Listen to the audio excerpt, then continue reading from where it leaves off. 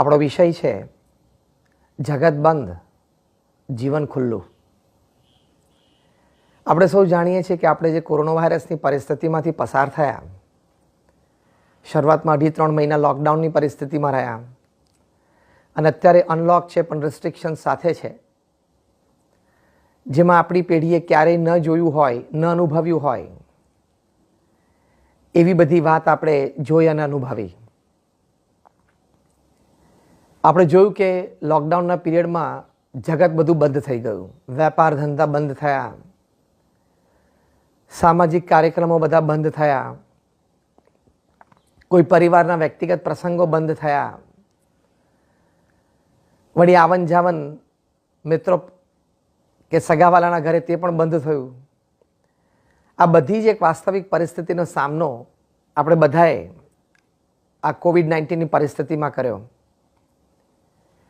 એમાં આપણને એક નવી જ લાઈફસ્ટાઈલના કારણે વ્યક્તિગત જીવનમાં કે પારિવારિક જીવનમાં કે વ્યવસાયિક જીવનમાં તકલીફ તો ઘણી પડી છે. કારણ કે જ્યારે જગત આખું બંધ હતું ત્યારે શું કરવું, દિવસ કેવી રીતે પસાર કરવો, શું વિચારવું, એ ઘણાને તો શરૂઆતના દિવસોમાં સૂઝ જ નહોતી પડતી. પણ જે વિવેકી હતા, વિચારશીલ હતા અને કંઈક એવા અભિગમ સાથે જીવતા હતા કે એક રસ્તો બંધ થાય તો બીજો રસ્તો ખુલતો જ હોય છે અને એ રસ્તે આપણે ચાલી જ શકતા હોઈએ છીએ, એ બધાએ અનુભવ્યું કે જીવન ખુલ્લું હતું. જગત બંધ હતું પણ જીવન ખુલ્લું હતું. તો જેમને એવું અનુભવ્યું કે જીવન ખુલ્લું હતું અને આજે પણ જે અનુભવી રહ્યા છે કે જીવન તો ખુલ્લું જ છે, ભલે જગત બંધ છે, બેઝિકલી એમની પ્રથમ વિચારધારા એ હતી કે if you focus on the hurt you will continue to suffer. But if you focus on the lessons learned, you will continue to grow. બહુ જ સુંદર આ વાત છે કે જે દુઃખ આપણને આંતરિક રીતે અનુભવાયું છે અથવા વ્યવહારમાં બાહ્ય રીતે અનુભવાયું છે આ લોકડાઉન દરમિયાન જ્યારે જગત બંધ હતું, એનો જ આપણે સતત વિચાર કરતા રહેશું તો we will continue to suffer. એટલે કે આપણે હંમેશા વિક્ટિમ બનીને જ જીવશો. પણ આમાંથી હું શું શીખ્યો, મને કઈ પ્રેરણા મળી, હું કંઈક નવી વાત શું કરી શક્યો, એક નવી દિશા કે મને શું સૂઝી, એવો કંઈક વિચાર આપણે કરીશું તો આપણી માટે જીવન ખુલ્લું છે.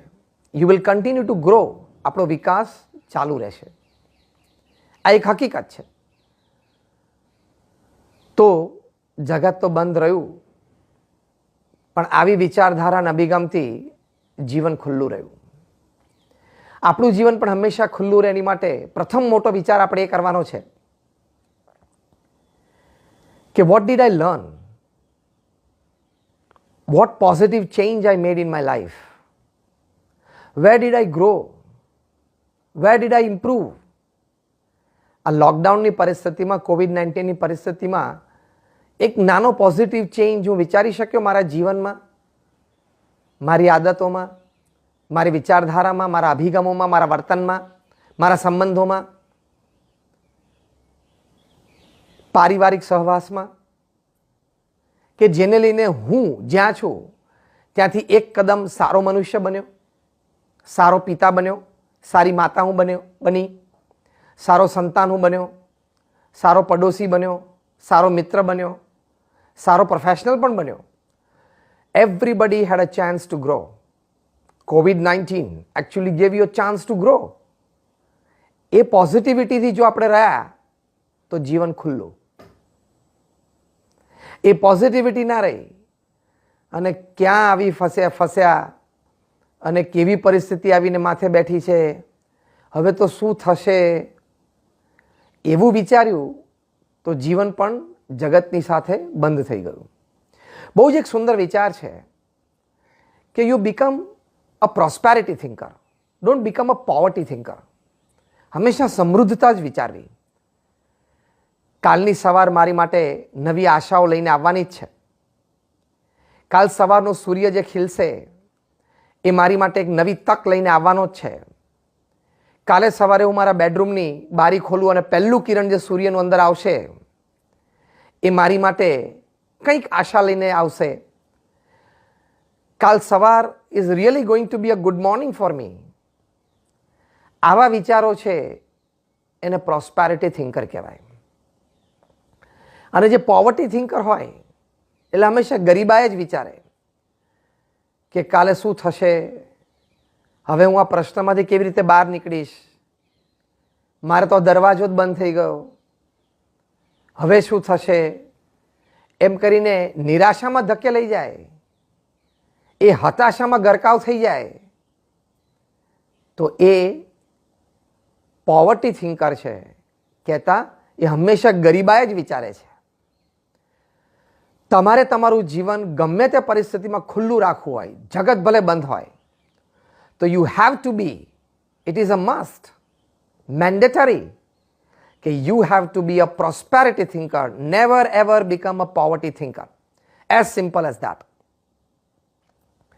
તો એક નાનો પોઝિટિવ ચેન્જ કદાચ અત્યાર સુધી તમને ન સૂઝ્યું હોય તો આજના પ્રવચન પછી તમે રાત્રે જ્યારે શાંતિથી બેઠા હો ત્યારે pick up a piece of paper and a pen. લખો કે મેં એક સારી આદત કેળવી આ લોકડાઉનના પીરિયડમાં, હોમ સ્ટેના પીરિયડમાં, તો તમારી માટે જીવન ખુલ્લું હતું. અને ન કેળવી હોય તો હજી પણ તમારી પાસે તક છે જ. Change and a positive change એ જ તમારું જીવન હંમેશા ખુલ્લું રાખી શકે છે.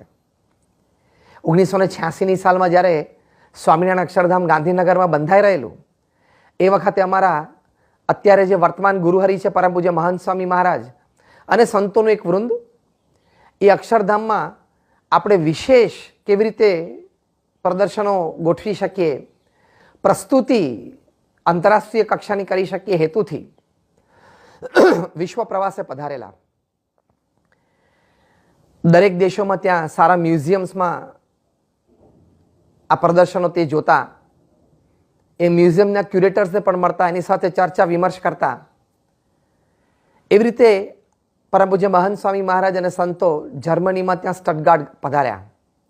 આપણે જાણીએ છીએ સ્ટટગાર્ડમાં મર્સિડીઝ બેન્ઝ જે દુનિયાની એક અવ્વલ નંબરની લક્ઝરિયસ કાર છે, એનું મુખ્ય મેન્યુફેક્ચરિંગ મથક છે. ત્યાં અગાઉ આયોજન પ્રમાણે એક સારા PR ગાઈડે આખી મેન્યુફેક્ચરિંગ ફેસિલિટીઝ આ ગ્રુપને દેખાડી. સંતો પણ બધા ખૂબ આશ્ચર્ય પામ્યા, કારણ કે પ્રથમ વખત એ વાત આવતી હતી કે ગાડીને એક્સિડન્ટ થાય તો સ્ટિયરિંગ અને ડ્રાઈવરની છાતીની વચ્ચે એક બલૂન આવી જાય અને ડ્રાઈવરની છાતીમાં સ્ટિયરિંગ ન ઘૂસે, વાગે નહીં અને ડ્રાઈવરની જાન બચી જાય. અત્યારે તો આ વ્યવસ્થા ઘણી બધી ગાડીઓમાં છે, પણ તે વખતે આ નવી વાત હતી. આવી ઘણી આશ્ચર્યકારક વાતો PR ગાઈડે કરી અને કહ્યું કે અમે સતત સુધાર એટલા માટે કરતા રહીએ છીએ કે અમારો મુખ્ય હેતુ એ છે કે ડ્રાઈવર અને અન્ય પેસેન્જર એમનું જીવન બચી જવું જોઈએ. ગાઈડે ટૂર પૂરી કરી અને રિસેપ્શનમાં બધા સાથે બેઠા હતા ત્યારે પણ ફરી વખત એને આ વાત દોહરાવી કે અમારો મુખ્ય હેતુ એ છે કે ડ્રાઈવર અને પેસેન્જર કોઈ પણ સંજોગોમાં એક્સિડન્ટ દરમિયાન બચી જવા જોઈએ. એના માટે જ અમે પરિવર્તનો વિચારીએ છીએ. ત્યારે અમારે એક સંતે ખૂબ સુંદર પ્રશ્ન પૂછ્યો કે એક્સિડન્ટ કોણ કરે છે, ડ્રાઈવર કરે છે કે ગાડી કરે છે? ત્યારે એ PR ગાઈડે કહ્યું કે એક્સિડન્ટ તો ડ્રાઈવર જ કરે છે, ગાડી કંઈ થોડે એક્સિડન્ટ કરે છે. અમારા સદ્ય પૂછ્યું તો સુધારો ક્યાં વધારે કરવાનો છે, ગાડીમાં કરવાનો છે કે ડ્રાઈવરમાં કરવાનો છે? All credits to you. તમે જે ગાડીમાં સુધારો કરો છો અદ્ભુત છે અને કરતા જ રહેવાનો છે. ટેકનોલોજી દિન પ્રતિદિન વધારે મનુષ્યના સુખાકારી માટે વિકસાવવાની જ છે, પણ સાથે સાથે મનુષ્યમાં પણ સુધારો જરૂરી છે ને. ડ્રાઈવર છે એ ગાડી ચલાવતી વખતે એકાગ્ર રહે. તે વખતે તો સ્ક્રીન હતા નહીં ગાડીઓમાં, પણ અત્યારે તો સ્ક્રીન પણ આવી ગયા એટલે કંઈક જોવે, કંઈક સાંભળે, એમનું ધ્યાન ડાયવર્ટ થાય એટલે મિસજજમેન્ટ આવી જાય. વળી ઓવર કોન્ફિડન્સમાં ન ચલાવે, વધારે સ્પીડમાં ન ચલાવે, દારૂ પીને ન ચલાવે. કોઈક એના જ જીવનની એવી દુઃખદાયક ઘટના એને યાદ આવે ને એ વખતે વધારે ઇમોશનલ થઈ જાય અને બેધ્યાન થઈ જાય. આ બધું ડ્રાઈવરે ધ્યાન રાખવાનું છે. એટલે વ્યક્તિમાં પણ સુધારો કરવાનો છે. ત્યારે એ PR ગાઈડે કહ્યું કે Swamiji, you are right. We need to improve the human quality along with technology. એટલે માણસમાં પણ આપણે સુધારો એટલો જ કરવાનો છે જેટલો ટેકનોલોજીમાં આપણે કરીએ છીએ.